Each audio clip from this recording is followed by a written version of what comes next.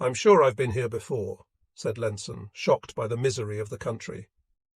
"Everything looks so different now that I don't recognize any details, but I'm sure that over that way there are some villages I know. My own village is about 60 miles from here." He gestured toward the southwest. "Königsberg is over that way. I've been there several times, and once I went to Kranz too. It was raining cats and dogs, but we went swimming anyway." He laughed, and we listened.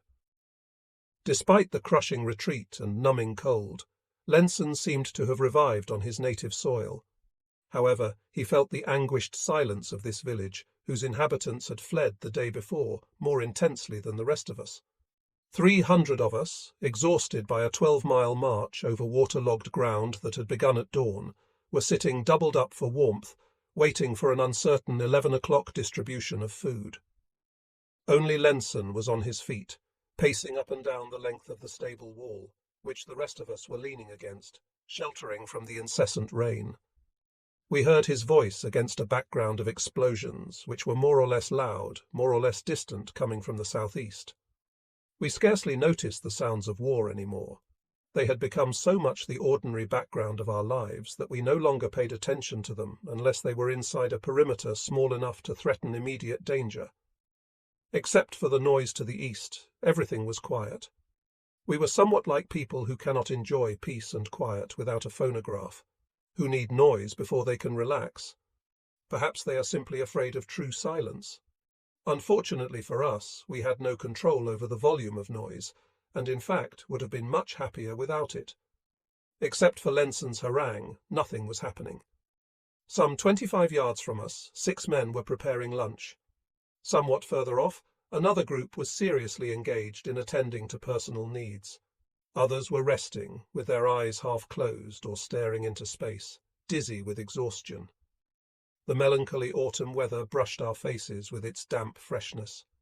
We had been through so much misery that we were unable to appreciate conditions that ordinarily would have moved us to pity. Through our condition of near torpor, we were dimly aware of suffering and weeping. The wounded were groaning and dying, but none of that stopped anyone from sleeping whenever there was a chance. The first part of our meal had been passed out. Cellophane sausages stuffed with soybean puree, 1 for every 2 men. It goes without saying that these were cold. During the retreat, the men in charge of supply, with a stirring display of professional conscience, had collected enough old and wrinkled potatoes to fill a sidecar. They were just handing them around to the men when 4 soldiers jumped over a wall. They were gasping for breath, and as they ran toward us, they made large, sweeping gestures with their arms. One of them called to us without shouting too loud, "Ivan!" The sluggish mass of men stood up with a single movement. We knew that the next few minutes could face us with the most appalling danger. With the instinct of hunted beasts, we had already scattered, each man running to wherever he saw a possibility of the slightest protection. Those who were lucky enough to have already received their food wolfed it down hastily. Lieutenant Vollers had just joined us in a recess sheltered by a roof. His field radio, which he always kept near him, was already crackling out an alert. We waited in silence for about 10 minutes, but nothing happened. The Russians could not have been very far off, as our sentries had announced them. But none of us knew whether we would be dealing with a section or a squad, a regiment or 10 men. We hastily organized patrols. We had to find out whether we were going to fight or run as fast as we could. The 6 fellows nearest Vollers were sent toward the wall our 2 sentries had jumped. I was among them. 2 other groups of about the same size were sent in other directions. To describe my desperation and terror would be repetitive. It was the same as at Ucheni, Belgorod, the sheds where the partisans had hidden, and so on. Like everyone else, I was resigned to the bad moments of our existence, to the sinking feeling which comes with being ripped from sleep to meet some disagreeable obligation. This was like that, only more so. We moved along the other side of the stable against which we had been dozing a few moments before, and came out onto a rough piece of ground stacked with old timbers. We were fully aware of our danger, and a heavy sense of desperation, which no longer accelerated the beating of our hearts, made us alternately hate death and long for it. My Mauser weighed down my hands like an object of no value, on which I could no longer count for anything. Formerly, as we marched through Polish and Russian villages, its weight of wood and metal had given me such a sense of confidence that I had felt almost invulnerable. Today, the possibility of organizing any kind of effective defense with these weapons seemed entirely unlikely. We crossed the waste ground and arrived at a cluster of buildings, where we separated into 2 groups of 3 men each, and continued to advance as carefully as if we were carrying explosives. We turned the corner of the building and were able to see a much larger piece of the horizon, marked by a line of trees that had been almost entirely stripped of branches. Beyond the trees was a road, swarming with men. In the distance we could see still more approaching. "There must be at least 300 or 400 of them," whispered the man next to me. "Look over there." We walked back past the building where we had been resting earlier. At its far end, a row of tar barrels stood out very black against the chalky soil. Beyond them was a small house. Our steps made a light crunching noise against the fine gravel. Still silent, we stepped into the space beyond the barrels. We took 4 steps and found ourselves face to face with 4 Russian soldiers on patrol, who were taking the same precautions and observing the same silence we were. For us, all process of thought froze. Our gestures were without haste.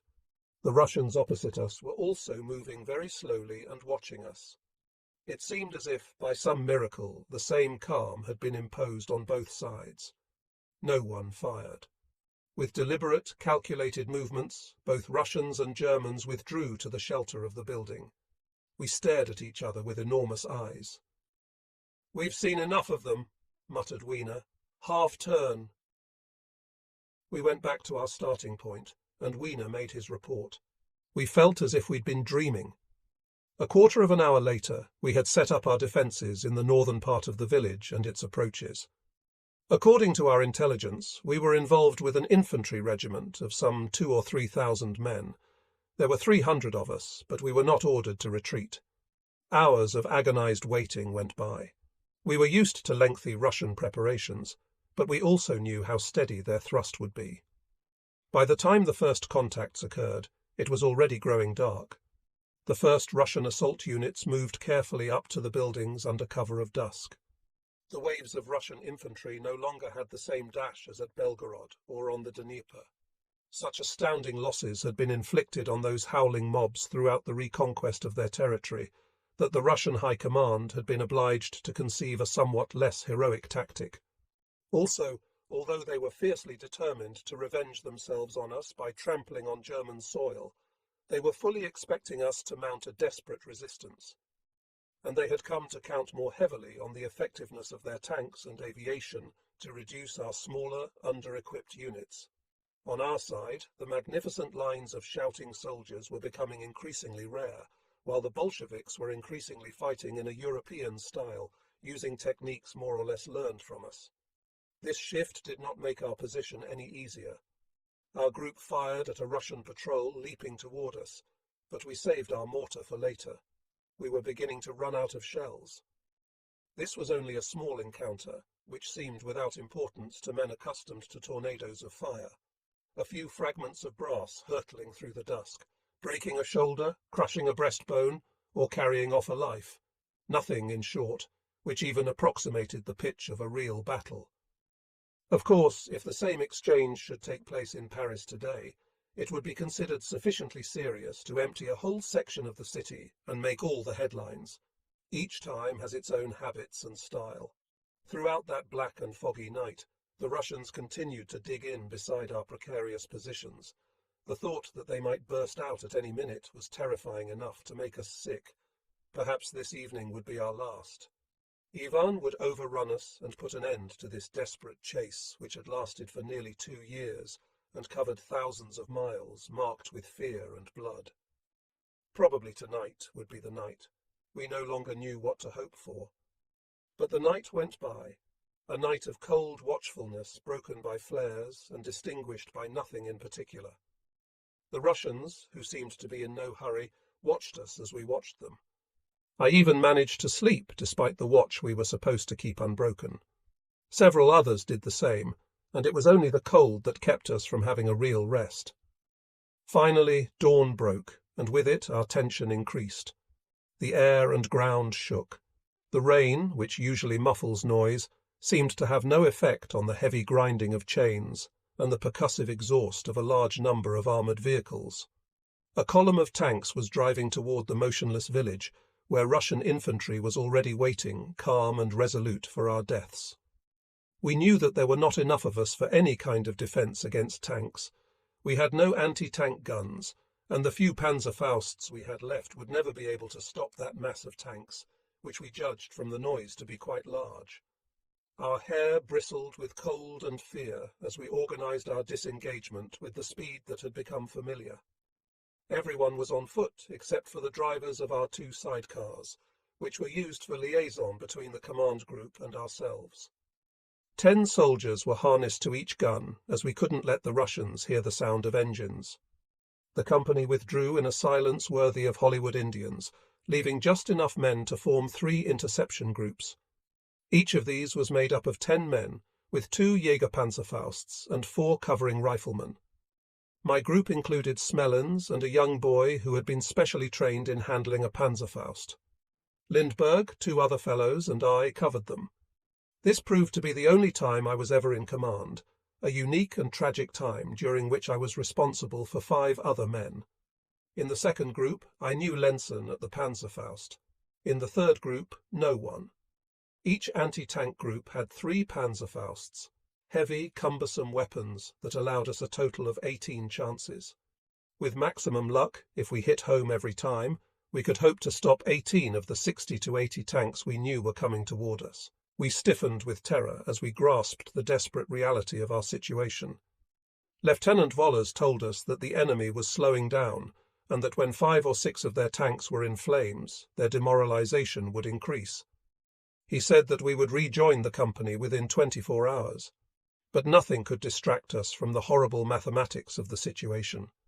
We knew too well that the implacable thrust of the war could not be stopped.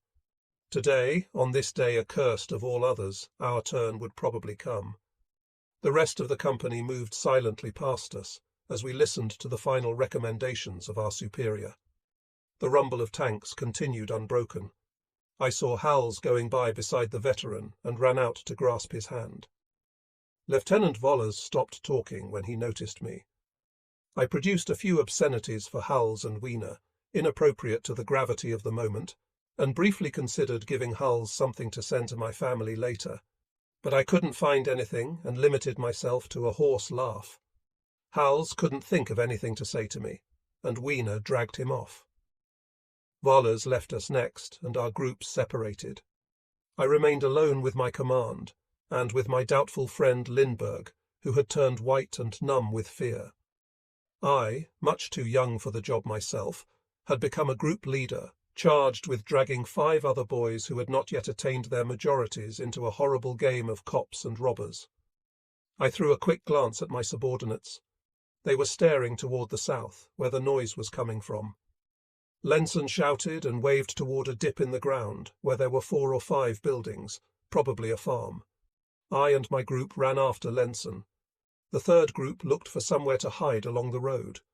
The wind was blowing in gusts, carrying the first half-formed flakes of the season. At that moment, the Russians began to pound the positions we had just left. The houses in the village about half a mile away were surrounded by geysers of black earth. Hastily, I sent my 2 Jaegers to a position among the large roots of some overturned trees. They began to dig frantically, trying to lower themselves a little deeper into the ground. The rest of us looked for shelter nearby. I was with a young fellow whose name I forget, but whose expression of determined tenacity remains ineffaceable. Lindbergh and our 6th man ran into the house behind us. 100 yards to our left, I could see Lenson and his assistant. The Russians were pounding the village into the ground.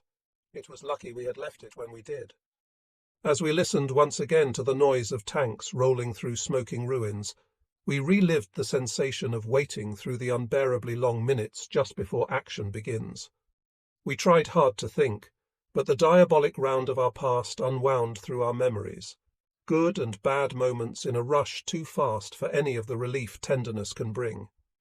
For me, there was a mixture of childhood, the war, Paula, and all the things I still had to do and should have done, the kind of debt which weighs on the heart when time for settling has run out. We were all torn between wanting to weep and run away, and to scream and run out to meet the danger. No Bolshevik will ever tread on German soil. But they were there by thousands, crushing it with frenzy and jubilation, and there were 18 of us to stop them. 18 young men ready to cling to any miraculous superstition to go on hoping for a future as tormented as the present.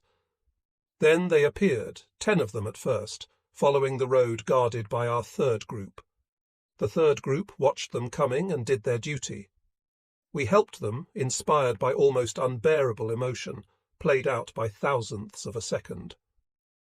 The first tank was stopped some 20 yards from the 2 Panzerfausts in the third group. One of their projectiles burst on the tank's front apron, scattering a shower of rivets and killing the monster and its occupants. The others were slowly manoeuvring, heavily attacking the incline of the bank to make their way around the burning tank. I couldn't stop myself from whispering, "They're coming for us." But the tanks, 3 to be exact, climbed back to face up to the threat. They hoped to frighten the anti-tank crew, counting heavily on their terrifying appearance, a calculation which almost always worked. However, a second monster burst into flame. The tank behind it brushed past, opening up a passage. It reached the German position and broke its occupant's nerve. We saw our comrades jump from their hole and run like madmen. They were trying to reach the woods and began to climb the hill. The tank, which was following right behind them, drew so close it almost touched them before knocking them to pieces with the machine guns on board. The rest of the defence suffered the same fate. In 3 or 4 minutes, the third group was knocked out. 10 or 12 tanks were roaring down the road the company had taken, on foot, an hour earlier. They were certainly too far for us to try to reach them with any prospect of success. 5 more tanks appeared, following the dip of the valley, driving straight at the farm and at Lenson, who was just in front of it. Lenson and his number 2 man fired at the tanks, which were about 20 yards from them. They hit 2, and the noise of the explosions flooded the valley with a wave of sound. A third tank passed the 2 wrecks and seemed to be heading directly for my group. Lenson's group fired a third time, missing the tank and nearly killing us. A building some 5 yards from our hole burst into flame. The explosion half buried us and made us totally deaf for nearly a minute. The 3 tanks continued, pouring fire into the farm buildings. They must have thought our defence was centred there. 2 more T-34s, which had just appeared on the road, left it, driving at Lenson's position. They were out of our range, but we fired at them anyway. Smellens fired at a tank about 150 yards away and just missed it. The shell touched the ground, bounced off it, and landed farther off without exploding. All we had done was to draw their attention to us. One of the tanks drove straight at us, using all its guns. I could hear the shouts of my men. They were unable to fix their sights on the huge machine, which drove at the ruins of the house and skidded over them, probably in the belief that they were crushing us beneath their tracks. I could hear the grinding from my hole, a sound I shall never forget. The monster stopped short and turned back toward its original route along the road. Lower down, the David and Goliath battle between Lenson's group and 4 more tanks, all firing with all their guns, continued. We heard the final crash of Lenson's Panzerfaust. The tank closest to them turned back on its tracks, bumping the tank behind it. We could hear horrible screams through the demented confusion of smoke and flame. A T-34 drove straight over the hole which sheltered Lenson and his companion. Then it reversed and levelled the place. So Lenson died on the soil of Prussia, where he had wished to die. For us, the nightmare went on. If the tanks left us to continue their advance, we would be in terror of the infantry, which must be right behind them. In a state of indescribable fear, we looked about us. By we, I mean myself and my companion in our hole, and the 2 others who remained as motionless as the roots that sheltered them. What had happened to Lindbergh and to the 6th man in my group? They had probably been crushed in the debris of the building knocked down by the tank. For the moment, that was the only possible conclusion. I also knew that the group on the road had been knocked out and that Lenson had died a horrible death. Where were the rest of his men? Perhaps they too were lying under the rubble of the farm. Probabilities and possibilities poured through my head. It was most unlikely that any of us could remain unseen against that pale grey soil, where every protuberance was marked by a dark shadow. I thought of making a break for it, but quickly realized that every way out was, in fact, impossible. I might head for the pine woods to the left, but that meant at least 300 yards entirely in the open. The Popovs would be sure to see me before I had gone even halfway. There was still a lot of smoke, but most of it was rising vertically and wouldn't hide anything. Suddenly, in a spasm of egotism, I felt myself caught in a trap from which there was no escape. I was so sure of this that I ordered my companion to shoot me. He was feeling much as I was, and stared at me with anguish. "No," he said,